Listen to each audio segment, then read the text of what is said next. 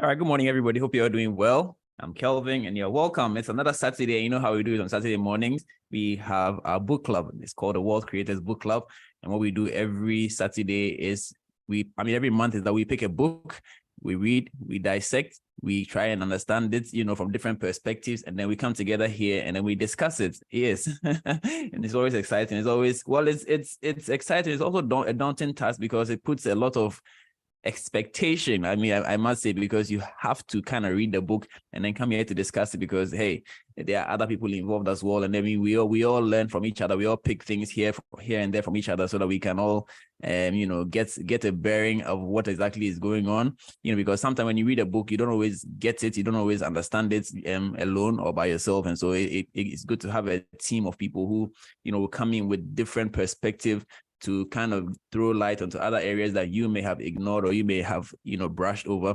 And so that's actually one of the reasons why we set up this kind of collaboration, because it does really make a difference. It does help, get things in perspective. Perspective is everything. Some of the things that we do or we read by ourselves, Charlie, it doesn't really make sense, or you don't understand it, or you don't agree with it. But when somebody reads the same thing and has a different kind of perspective about what you just read, it kind of makes all the difference. And so that's part of the reason why we have this group going every Saturday. So feel free to join us. You can join us live on YouTube or social media.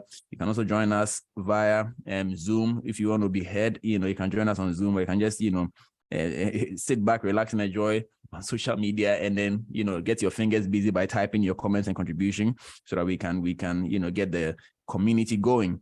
Now, this month we are still continuing with our book, The 40 Laws of Power. Now, every week I mentioned this, that it has been one of the most, should I say, controversial but engaging books that I have actually read. Very, very controversial. I must say, it's one of those books that literally it challenges your core, your belief system, because there are ways that we have been doing things in the past, and it kind of throws all that out the window, and you begin to get the feeling that, like, what have I been doing all this while? So yes, there's that kind of book, and it has been interesting, it has been engaging, it has been challenging. Some of the things I agree with, some of the things go against my personal philosophy. But hey, here's the thing. It's one of the best-selling, one of the national bestsellers, right? Which means a lot of people have bought it, a lot of people agree with it. And if you go on Google, you go on YouTube, you type it up, there's been a lot of commentary about this book.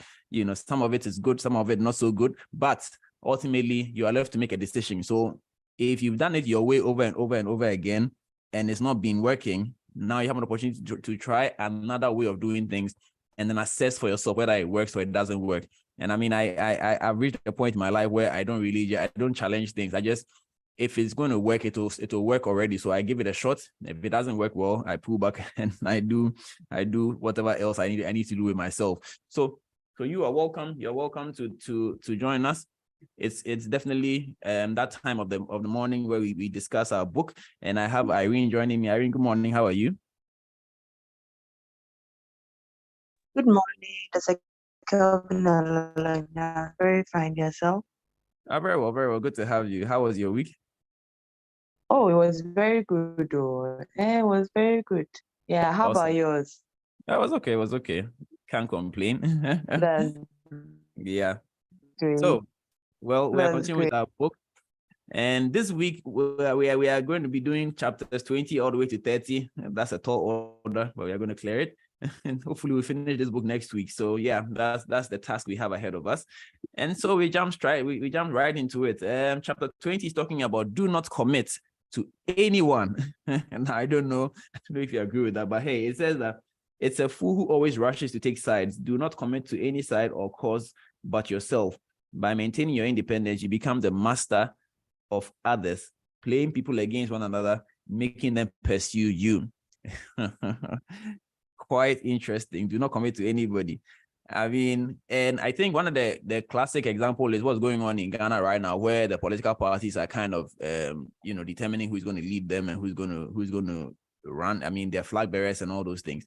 And you have some people already pitching camps, and some people are also staying neutral. I think this is quite self-explanatory, because now, assuming one camp wins over another camp, who is likely to get a slot in the next government, pretty much, because if you're already aligned with somebody and that person fails to become the flag bearer, it means that basically your political future is determined. You're not going to get any position in the government that's going to be formed. So I guess I agree to an extent when it says do not commit to anyone. However, I mean, I also believe that, and as the saying goes, if you work with, let's say, if you work with 4 successful people, you become the 5th successful person.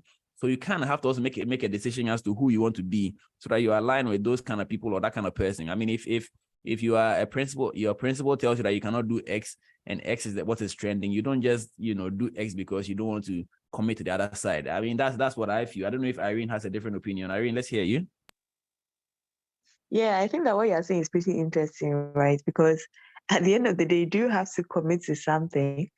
I guess that even in the reversal part, I noticed it. Basically, we're saying that, yeah, even if you do commit, you might have to make it not too obvious or something like that you are committed to one of the sides. Otherwise, at the end of the day, maybe if something happens, either you might miss out on it, or you might miss out on, should I say, some favor?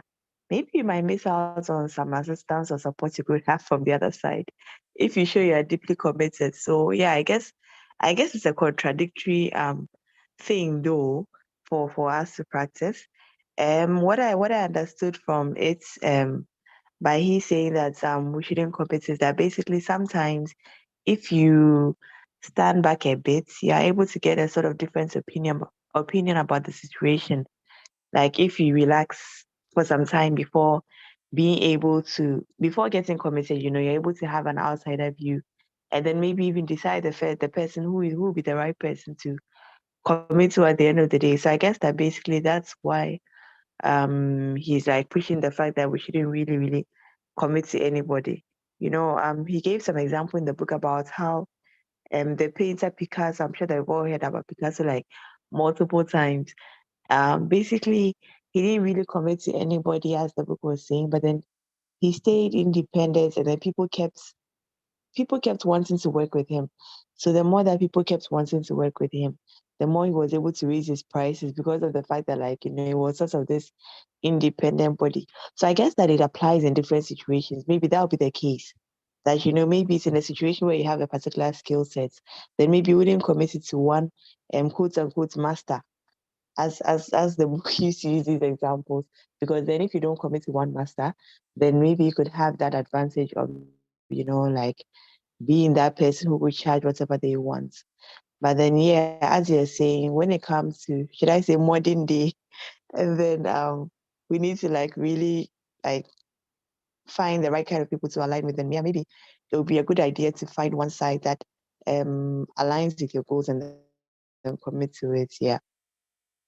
It makes a lot of sense, to be honest. I mean, you do have to commit to something. I mean, otherwise you fall for everything. It's just that it's how you communicate or how you display that commitment that makes all the difference. So I definitely agree with you, Irene, on that. And one of the examples he gave was Queen Elizabeth I, the fact that she never actually married. It was like a kind of like a personal decision, because she thought if she married, it would align to one family or one person over another group of people, which would kind of erode her authority somewhat, or the stability that she was enjoying. So she didn't get married at all, which was a bit extreme, but hey, that's her decision, So yeah, so I mean, if you're going to commit to something, make sure you're committing to the winning cause, or find a way to do it in such a way that you don't offend the other side, so that even if you have to sort of make use of them, like the book says, you have to, in some scenarios, you have to convert your enemy into an asset. So if you have to go to them and make something, out of that relationship, you have that door, that window of opportunity to make that work. Now, the reversal, I mean, and those who are joining us for the first time, this book, every chapter gives you the law, gives you the interpretation, and then gives you a reversal, like what should you do in the opposite view. So the reversal goes on to talk about both parts of this law will turn against you if you take it too far. So that's pretty much what I was saying. The game proposed here is delicate and difficult. If you play too many parties against one another, they will see through the maneuver and will gang up on you. So act wisely. Kingsford, you're welcome. How are you doing?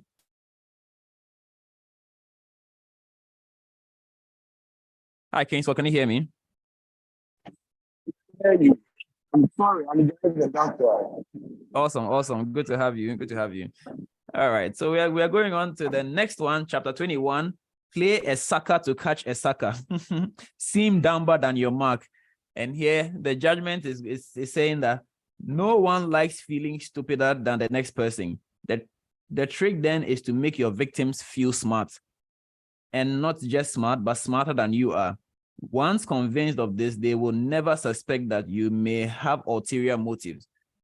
This is one of the controversial ones, but it actually is true. Anyway, so I don't know. Irene, do you want to have a go at this one too? Yeah. So the guys, there were these guys who did this fake gold thing. So they managed to convince this group of rich men that they actually had a gold mine, but then it turned out to be fake, as was shown in the book. So apparently they had actually, gone to buy some did I say gold? Okay, maybe like just a mine, right? With like precious minerals or whatever. So basically they went to buy precious minerals or diamonds, and then they went to put it in the land, right? And then when so they essentially put it in the land. There wasn't any mining site or anything. And then they went to convince this group of men that they had come across diamonds, so they should come and buy. And these guys who went to convince the group of men, like they went to a group of men that was like a really intelligent group of men in America. And to them they had found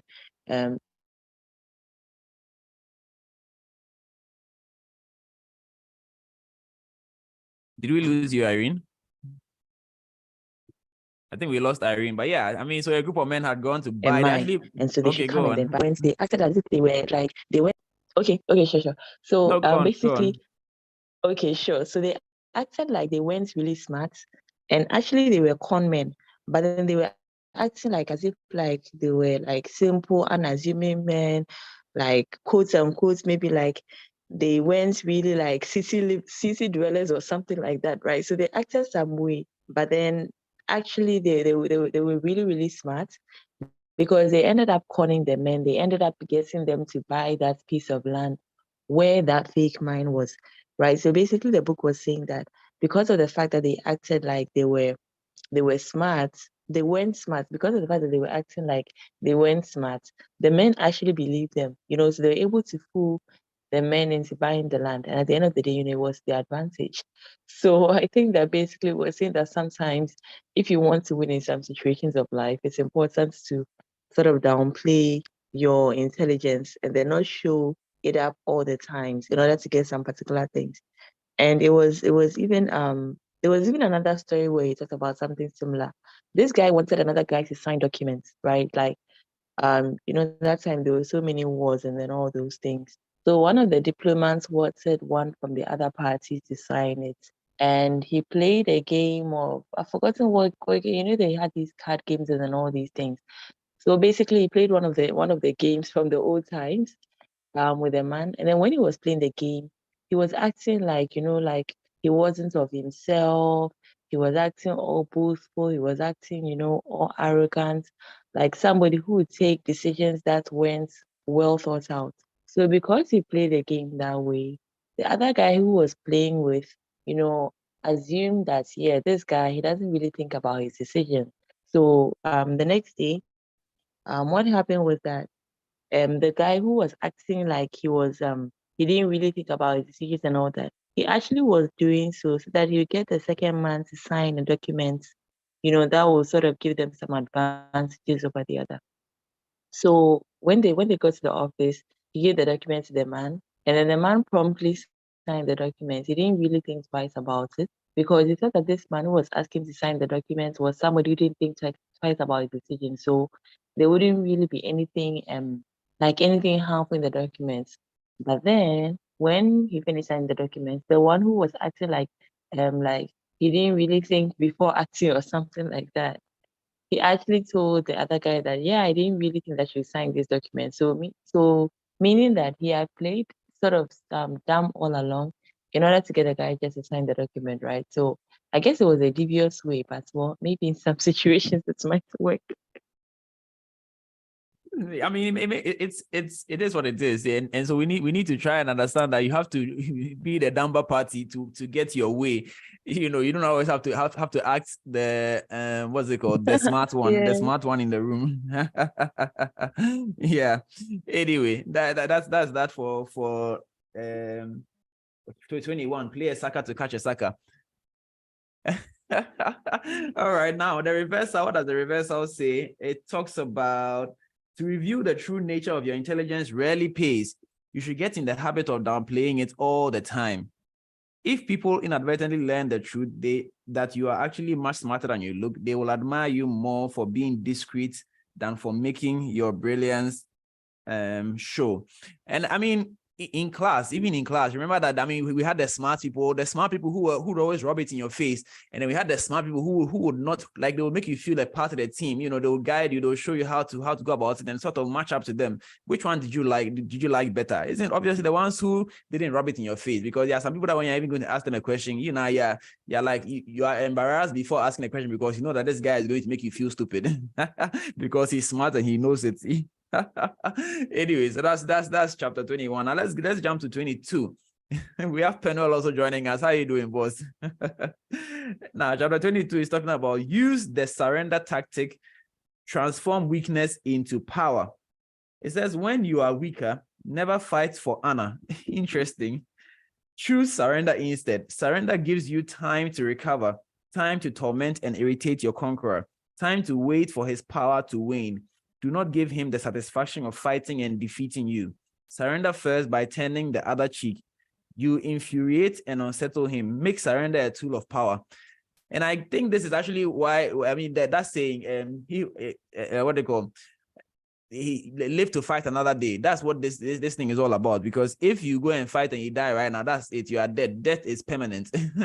But if you know that you are weaker, you take your time. I mean, you surrender now, build your reserves, and then take advantage of the it also gives you time to study the enemy's weaknesses, right? And then strike where it hurts the most. You know, so I mean, don't be. There are some people who are so impetuous, who are so radical, or like they are so rash. Like you offend them today, they want to deal with you today, and they end up, you know, losing or causing bigger damage than, you know, the original offense or the original problem. You know, so take your time. Don't be knee jerk like what's happening right now in Asin North. You know, because the government in power wants to win that election. Overnight, there are a number of road projects and building projects that have been started over there just because there's a by-election coming up. That's knee-jerk, you know, because ultimately they just want to win. We all know that when they win, the project will be stopped halfway. I really do hope that the people over there understand what's going on. They're not going to fall victim to this ploy, because we've seen it time and time again, you know. Anyway, so we move on. This one is a bit it's rather self-explanatory. Kingsford, yeah, back. Do you have any take on what we've discussed so far?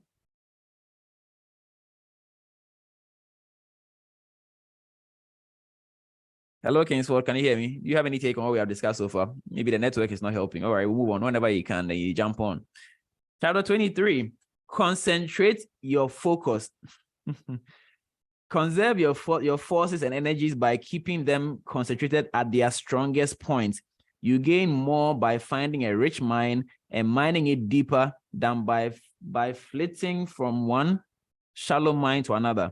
Intensity defeats extensity every time. When looking for sources of power to elevate you, find the one key patron, the fat cow who will give you milk for a long time to come. Irene, this one is back to you. Sure. So that chapter was interesting to me. I think because it related to so much that we'll be discussing about, you know, having goals and then settling on a clear thing that you want to do, right? In terms of saying that concentrate your forces. And then it was also interesting to read about the history of the Rothschilds. I think that we've come across them in it was Jewish phenomenon or something like that. But then I guess basically we've heard that they are one of the richest families, or they were. And it was interesting to see to what extent they took that's desire to concentrate their power and then their knowledge in finances, right? To the extent that they even married within their family. Like somebody's one of the brothers will go and marry the daughter of another brother just because they wanted to keep their knowledge concentrated, their secrets about how they were gathering their wealth, how they were setting up their banks. They wanted to keep it within the family, right? So they basically concentrated their power a whole lot. The book was speaking about the fact that they even had a secret code to communicate. So even if people tried to, intercept their messages and then read them or anything, basically nobody could read them, right? So people couldn't really catch up with them. So they were able to stay ahead of their game because of the fact that they were concentrating their power, because of the fact that they kept the secrets within the family, and so they had a lot of power.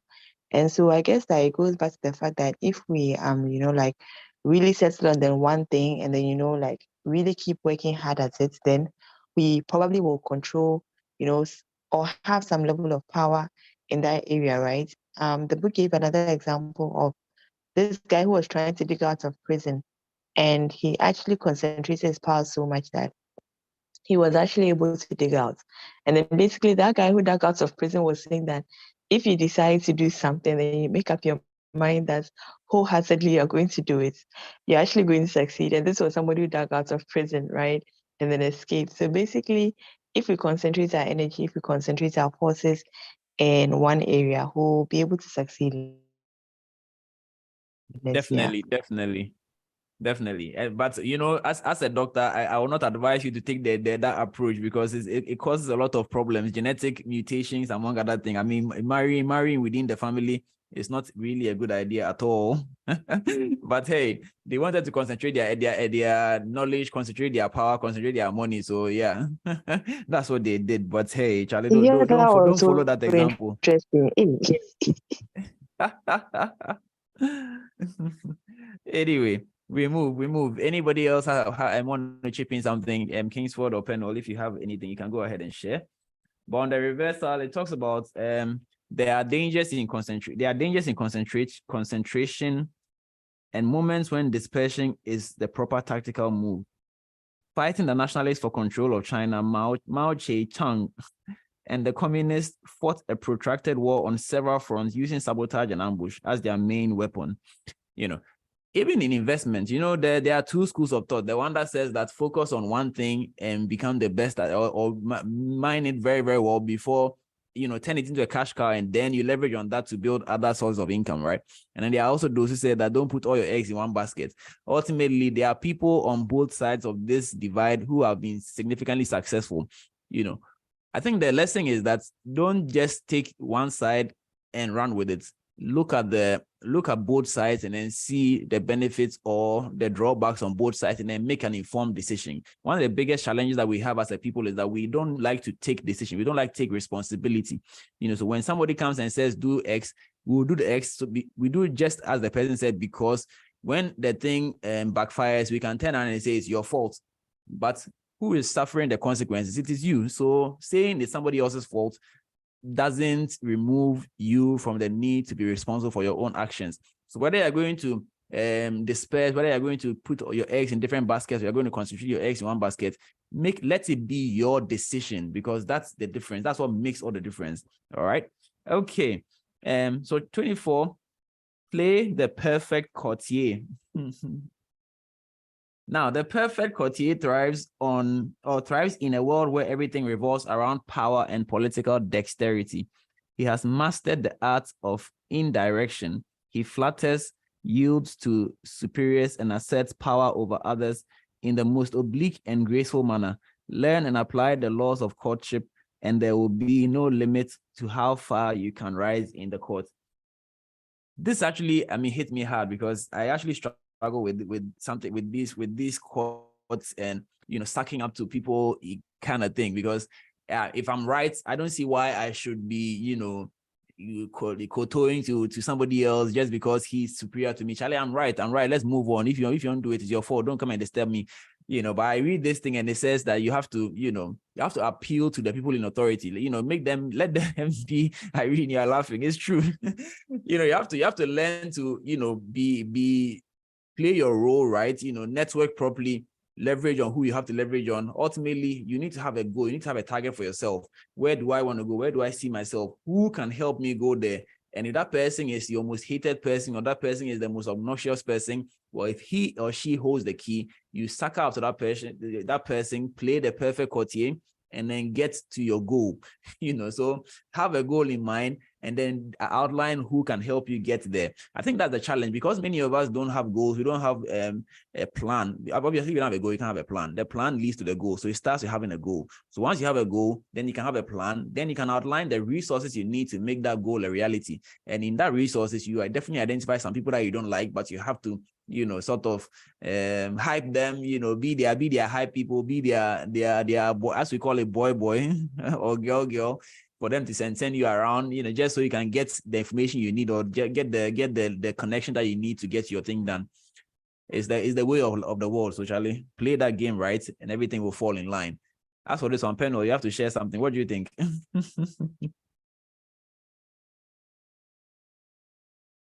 Are you there?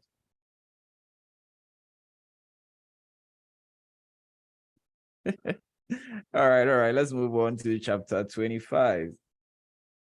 So if you're just joining us, we are doing a recap of the book, The 40 Laws of Power by Robert Greene. And we are currently we are going on to chapter 25. If you have read it, drop a comment in the comment section. If you have not, you should grab a copy and read for yourself, because there's a lot of good things in here. A lot of thought-provoking content here that will get you, reorienting yourself in the way you do certain things. So grab your copy and join us next Saturday as we do this again. All right. So in 25, it talks about recreate yourself. Do not accept the role that society forced on you. Recreate yourself by forging a new identity, one that commands attention and never bores the audience. Be the master of your own image rather than letting others define it for you. Incorporate dramatic devices into your public gestures and actions. Your power will be enhanced and your character will seem larger than life. And this one is talking about Julius Caesar and some of the antics that he was portraying. I don't know if Irene has a take on it. So for this one, I've read to chapter 24, but basically I'm going to have a take on it, in the sense that it says that we should stand out. I guess that there was another chapter where he was saying that we should cause attention. To me, it seems that it's kind of similar to this. So basically, in life, if we have some unique characteristics, and then we do try to make them, distinguish us from other people, I think it's going to bring some advantages our way, right? Because people will clearly see that, okay, so this person has this particular skill set which I want, this particular skill set which I need to my advantage, right? So for me, I think that's the way in which I'd apply it in my own life. Yeah. Great. So basically, you have to stand out whichever way you can, because it is, even in your dressing, you have to stand out. That's why the fashion people will tell you that if you are short, you should wear loud colors, and if you are taller, you should kind of try and blend in terms of your colors. If you are a bit plump, you don't wear horizontal lines. You wear vertical lines, right? This is vertical, this is horizontal. I think so. Yeah.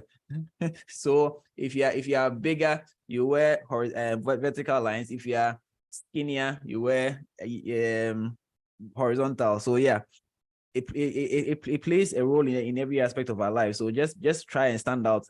Of course, your character also counts. In fact, the reversal says that there can really be no reversal to this critical law. I mean, standing out, you have to stand out. There's no other way to look at it. You have to stand out. So there's no reversal for this particular law. And so let's bounce along. Chapter 26. Keep your hands clean. Even before I read this thing, if you actually follow the book so far, I'm wondering how this keep your hands clean actually fits in, because basically it is giving you tricks on how to not keep your hands clean. Basically trick people, hide your intelligence and all of those things. And then now it comes to talk about keeping your hands clean. And I think that's quite ironical, but let's see what it says. You must seem a paragon of civility and efficiency. Your hands are never soiled by mistakes and nasty deeds. Maintain such a spotless appearance by using others as scapegoats. and cut sports to disguise your involvement. I'm sure those in authority would definitely be excited about this one, because it's actually endorsing the use of scapegoats. And it talks about how in the scenario it gives. So there was this war, right? That's the Chinese, the feudal age, when the Chinese were fighting among themselves, right? So one of the kings, or the leaders of one of the factions, he was laying a siege to another of the feudal kings. Unfortunately, he forgot to order supplies. And so after a while, obviously the supplies they had run out, and there was agitation amongst the rank and file. And instead of taking responsibility, because he didn't do what he was supposed to do, he actually called his friend, his very good friend, in that they described him as his good friend. And he told the friend that, I need you to lend me something. And the friend was like, I'll give you anything. And he said, I need you to lend me your head. Like, how do I lend you my head? And then he explains to the guy that he needs a scapegoat. And because of his position, the friend's position as the head of something, a very significant position, he makes the best scapegoat. And guess what? The friend agreed to lend him his head. So the friend was beheaded as the cause of the lack of supplies. And indeed, it helped to reduce the agitation. The soldiers fell back in line. Because if the king can kill his best friend, then who am I to go and be making noise? So they all shut up. And of course, somebody had also paid the price for not placing an order. So everybody now did their role right. They ended up winning the war, and everything, went as planned. So yeah, I guess what they are saying is that you should always have a scapegoat around that you can use when the time comes. I don't know how you create that scapegoat. That one, I'll leave it to you. So let's go on to chapter 7. Chapter 7, 27. Play on people's need to believe to create a cult-like following. This one is not easy, but how for do? People have an overwhelming desire to believe in something. Become the focal point of such desire by offering them a cause, a new faith to follow. Keep your words vague but full of promise. Emphasize enthusiasm over rationality and clear thinking. Give your new disciples rituals to perform. Ask them to make sacrifices on your behalf. In the absence of organized religion and grand causes, your new belief system will bring you untold power. This one, I see it in a lot of things that are happening around us, from politics to religion. Churches, traditional groups, among other things. I see them following this pattern, where they create odious things. They create things that to the ordinary man, it doesn't make sense. But then the people in the sector, the people in the cult are following it. You on the outside will never understand it, but that's what they are trying. They are creating that cult-like following. For the life of me, I don't understand why some people don't wear slippers and they are walking in town. Even me, that I'm wearing the shoe, the ground is choking my shoe through the sole, and you're not even wearing shoe at all. But that's what they believe, because that's what they've been told to do, and in some way, somehow they've accepted it, and they are doing it. You find other people wearing cassocks and walking around in this hot sun. It doesn't make sense to you because you are not part of it. But what this book is saying is that if you want power, you need to play on people's need, because the human being is wired to believe in something. We are wired to believe in something. So if you as a person, you're able to create that aura, that thing that people would want to believe in, well, you have the power that you desire. I'm not saying that everything in this book is should be practiced, but hey, if that's the kind of power you want, you can go for it. There's already a formula, and people have used it. There are stories about people who churches and other religious organizations where the leader led them to go and drink poison. When you sit back and you read about them, or you try and understand it, it doesn't make sense. But hey, that's how deeply ingrained their belief system was in that respect. So, well, it is what it is. Let's move forward. I don't know, Penno or Irene, you have any take on this particular one?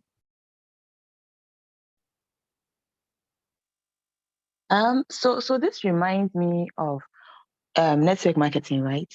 Because I'm not saying in a bad way, I'm saying in a good way rather, because this book, you can say things in a bad way, but I'm saying in the good sense that, a lot of network marketing leaders are in the positions they are or are able to lead people because, they sort of give people that sense of belief, right? They give people like one central idea to hold on to, one central idea to stick to, right?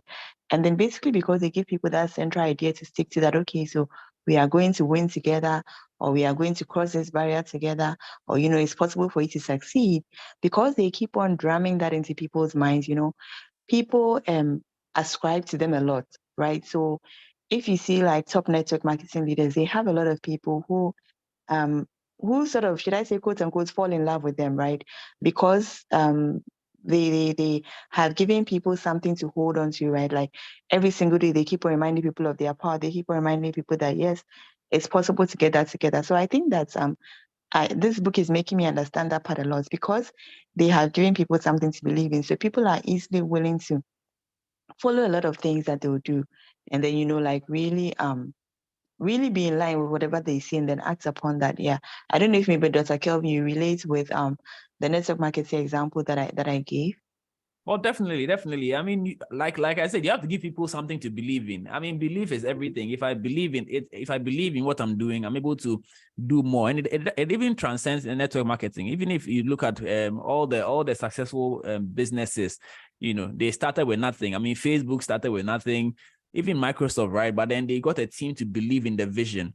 I mean, even in Ghana, look at the Despites, look at the Zoom Lion guy. They didn't start at the top. They started from the bottom, but they got people to believe that the vision was achievable, and that was enough to whip them, to sacrifice their nights and their holidays to put in the work. Because really, if you are starting a business and you have to pay people for everything they do, that business will never take off. You need to be able to get people to believe in you such that they are willing to sacrifice something to help you achieve the goal. So yes, I definitely believe, I definitely agree with what you're saying. If you don't get people to believe in the vision, to be able to sacrifice their time, and if your sacrifice means that they're not going to get paid, so I mean, even though they are employed for, let's say, an 8 to 5 job, some people are willing to come in at 6 a.m. and close at 10 p.m. just because they believe in what you are doing. It helps to get the business off the ground. So yes, it's very, very important. And even though the examples I gave were from a religious perspective, there's something to derive from this, because you have to be able to get people to, if you can't get people to believe in the vision, that vision is dead, period. So you must find people who are ready to believe in what you are trying to do, and then work with them to achieve that goal. So I mean, you're definitely right. All right, now number 28, law number 28. Enter action with boldness. Now, before we continue, I mean, if you're on social media and you want to ask a question, you want to drop a comment, a feedback, do drop that feedback. Let's know where you are. Let's know where you are joining us from, and your name and maybe the city you are in would be great. So good to have you all joining us live on social media. Good to have you. All right, now let's make progress to chapter 28. Enter boldness with boldness. Enter action with boldness. If you are unsure of a course of action, do not attempt it. Your doubt and hesitation will infect your execution. Timidity is dangerous. Better to enter with boldness. Any mistake you commit through audacity are easily corrected with more audacity. Everyone admires the bold. No one honors the timid. Now, when I put this on my status, I really got a lot of feedback. People were like, it's true. But yeah, it is what it is. I mean, what do you think? I have a visitor in my house. Let me see. Somebody wants to join the book club. Hey, baby boy, good morning. He's starting at an early age. I know. So what I was thinking, yes. So what I was thinking along these lines is that, sometimes you might go to a meeting or something like that, right? And then you see somebody like boldly speaking, like the way that the person will speak, even if some of the facts that they're saying are not on point or something like that, because of the fact that they are speaking with full vim, nobody will question what they said, right? So basically, that is what I'm thinking about in this area. And then I'm also thinking about entering action, about the fact that entering action with boldness is good, is that if you hesitate or some things, you might not get the victory that you want, right? So if you go ahead with full vim, it might give you, that's power that you need to get to the situation and then to actually win. But then if you keep hesitating at points, it might be difficult, right? I've forgotten which book I read. Was it the previous book or something like that? Business Secrets from the Bible or something like that. He was giving an example about how Yeah, it's Yeah, can you business. hear me? Yeah, it's business Business secrets. secret, yes. Yes, he was saying that when you shoot a gun, you shoot a bullet out of a gun, as a concentrated force, right? It's able to go further. Mhm. But then basically we're giving another example that if the bullet isn't put in like that concentrated chamber of the barrel or something like that, it won't really go further. So I think they're relating it to this, like the more that you have that vim that I'm going full speed ahead, somehow, some way, things will come together and then it's going to work out for you, right? So it's important not to hesitate along the way, but then go clear ahead if you've chosen that path. Yeah. That's what I get from it. Yeah. And I mean, I definitely agree. Who wants to follow? Who wants to follow somebody who is not sure about where he or she is going? I mean, so when you are bold and you speak with confidence, people naturally gravitate towards you because the average person is pretty much timid. So when they see somebody who is so courageous and so bold, obviously they are willing to, sort of align with such a person. So it goes without saying. All right, my visitor is going away. All right, so now let's jump into law number 29 as we begin to wrap up. And like I said, if you have any comments, any contribution, please drop it up in the comment section. Now, 29 says, plan all the way to the end. All the way, emphasis on all the way to the end. Don't just plan to start, plan to end as well. The ending is everything. Plan all the way to it, taking into account all the possible consequences, obstacles, and twists of fortune that might reverse your hard work and give the glory to others. By planning to the end, you will not be overwhelmed by circumstances, and you will know when to stop. Gently guide fortunes and help determine the future of thinking far ahead. And this is one of the limitations. I mean, even I myself, I struggle with this on occasion, if not every occasion. Because we always plan on how we are going to get started, how I'm going to start this business, how I'm going to start this building, how I'm going to start this book, but we never plan how we are going to end it. How are we going to end it? And even for those who start businesses, this is actually a classic example. So you start a business, we don't think about succession planning. So when typically the founders of the business die, the business collapses with the founders, but over time it's changing. I don't know how many of you have studied the Malcolm situation, where the original founder, the founder of Malcolm, I've forgotten his name, but he died. Is it 2 years ago? And since his death, the company is not going down. The company is actually like they are exploding, which means that obviously the man who founded the thing had put in systems, right? And I think he actually put in some serious war chest. When in business, we talk about war chest is money. They are set aside some significant money for an explosion. Maybe he was going to lead it, but he died before he led it. But whoever he handed over to took up that responsibility, and now they are exploding. I mean, the number of Malcolm branches that have opened in the past 2 years, I think it's even far more than what they had opened before the founder died. So it tells you that is a company that had put succession planning at the forefront. But many businesses don't do that, and they end up with less than they could have achieved, and so it's a lesson to all of us that when we are planning, we need to plan far ahead. Don't just plan to start, plan to end as well. And so it's very, very important. Irene, you have anything to say? Yeah, and what you're saying about leadership reminds me of this book from John C. Maxwell, 5 Levels of Leadership. And basically he was saying that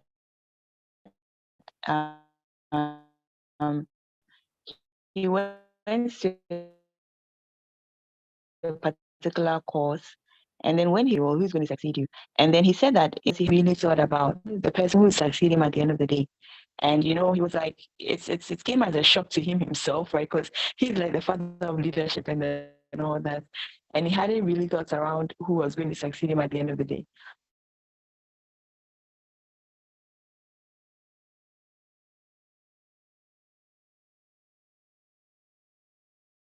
Did we lose you?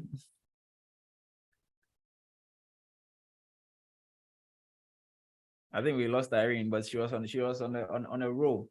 So yeah, I mean, but I think this one is rather self-explanatory. I mean, you have to you have to plan all the way so that you don't get stuck somewhere along the line. It's important that you get the best out of whatever you did start. And the reversal, obviously, it's a cliche among strategies that your plan must include alternatives and have a degree of flexibility. That is certainly true. I mean, it's not even up for discussion. You really have to have yes, you need to have a plan A, but you also need to have a plan B and a plan C. But if you are of the school of thought that says that go hard at your primary plan, well, that's your school of thought. I am not of that school. I also believe in having alternatives, because people can fail you, systems can fail you. So it's always good to have other alternatives that you can turn to should your primary option fail, which is why having multiple streams of income is very important, because if all you have is one stream of income, maybe your job, if you lose that job, then you are in trouble. So having multiple streams of income is very, very important. And especially in this digital age where you can actually earn income without necessarily being directly involved, I think it's something that you need to explore. Of course, it shouldn't distract or detract from your primary income. So you need to build that primary income to a certain point where even if you turn your eye away a little, it doesn't go down. So very important. All right, chapter number 30, which is our last chapter for today. Make your accomplishments seem effortless. Now, I must say, when I read this one, it was quite difficult to understand. But hey, let's see. It says, make your accomplishments seem effortless. Your actions must seem natural and executed with ease. All the toil and practice that go into them, and also all the clever tricks must be concealed. When you act effortlessly, as if you could do much more. Avoid the temptation of revealing how hard you work. It only raises questions. Teach no one your tricks, or they will be used against you. Now, I must say that, so on one hand, I think it will be difficult to do this in the social media age that we find ourselves in, and here's why. Back in the day when we didn't have access to social media, when you watch the movie and you saw how the cars were flying or the person was jumping and all doing those things, you were wowed. I mean, how is a human being able to do all of these things? You were in awe of that person. Then came the era where they started showing the behind the scenes. And that's when people now started talking about awam, this is fake. So now the person jumps and apparently there are ropes holding onto the person. So now it made it seem like, but even I can do it, right? So on one hand, social media has open opportunities for everybody, because you realize that apparently they are just regular people who have been able to get to do what they are doing because they have support. They had props and things holding them up, which means that if I also get all those props and supports, I can also do some. So on one hand, when the thing seemed effortless, it seemed like everybody, like it wasn't available to everybody, right? So we all couldn't become that person. But now, because we are seeing all the behind the scenes and how people are struggling, even entertainers, how they struggle to get their lines memorized and all those things. You realize that, so they are just like me. So I can do some. So now it has opened the road for everybody to go and do the same thing. So that's why I was saying that this chapter was a bit difficult to conceptualize in today's world. It's because in today's world, people want to know the behind the scenes. So how do you now make it effortless when you are showing them how you struggle to get there? I don't know. Irene, do you understand what I'm trying to say?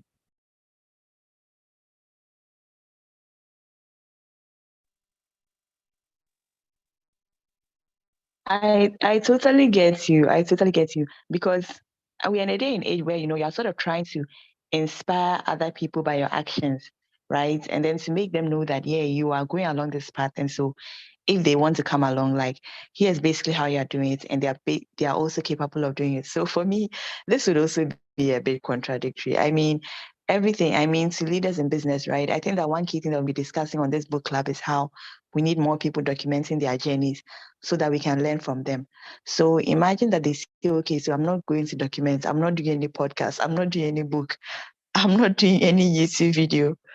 How are we going to learn from them, right? You just mentioned that all of us can in the previous chapter, that we can earn some extra income through digital media. Now, imagine if these people were saying that they won't inspire us, like they just suddenly got to the top. They just had like 1 million subscribers. They just like got contract deals because of their YouTube.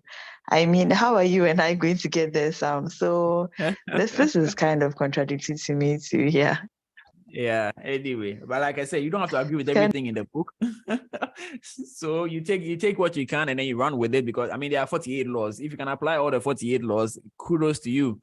If you can apply one or two, that's a good start. Build from 1 to 2 and build on from there. Very, very important. But all too soon, we've come to the end. Today has also been an insightful insightful discussion with Irene.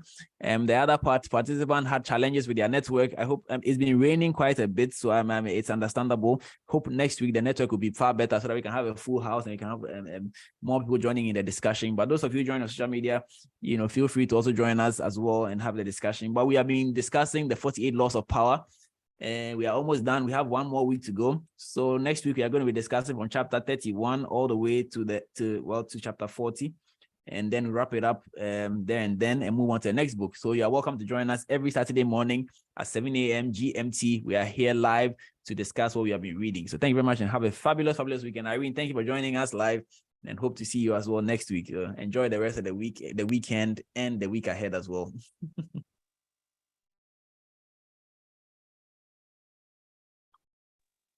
Yeah, bye, Dr. Kelvin.